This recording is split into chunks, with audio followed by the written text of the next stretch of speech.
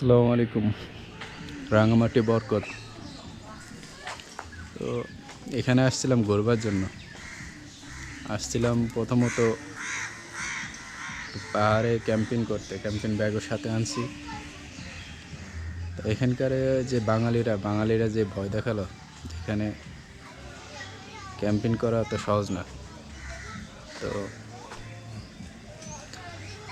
রাত্রে রাত্রে আমি এখানে ছিলাম, এই মসজিদের পাশেই একটা এতিমখানা মতো আছে। এখানে তো এখন এদের ছুটিতে বন্ধ আছে, যে কারণে হুজুরের কাছে কাল বলে এখানে ছিলাম। তো ইচ্ছা ছিল যে রাত্রে কোথাও ক্যাম্পিং করব। তো এখানকার যে বাঙালিরা বললো যে এখানে বাঙালিদের জন্য ক্যাম্পিং করা খুব রিস্ক। এখান থেকে তো পাহাড়ে ওঠার কোনো পারমিশন দিচ্ছে না। কোন জায়গায় পারমিশন? ওই যে ফুটিক না কি একটা পাহাড় আছে না? পাকিস্তান দিলে হ্যাঁ হ্যাঁ, পাকিস্তানের SSR। আপনার ওই এখানে উঠতে দেবে না, যখন ক্যাম্পে আসবে তখন সমস্যা। ক্যাম্পের পাশেই তো একটা জায়গা আছে ক্যাম্পিংয়ের জন্য।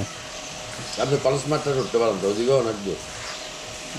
তা ওখানে তো এখন কেউ উঠতে দেয় না, সবসময় উঠতে দেয় না ওখানে। ওই যে পাকিস্তানের পাকিস্তানিরা সবসময় উঠতে দেয়। সবসময় উঠতে দেয় না।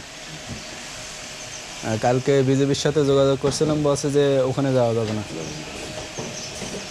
আপনার ক্যাম্পগুলো হচ্ছে দূর তো, আপনার ওখানে এদের যেমন মাল নিয়ে যায় বাঙালিরা, প্রোডাকশন দিয়ে আপনার তো এখান থেকে নিয়ে যায়, ক্যাম্প থেকে নিয়ে যাবে, আবার আমাদের ক্যাম্প থেকে নিচে নেমে এসে এদিকে রিসিভ করে দিয়ে যাবে।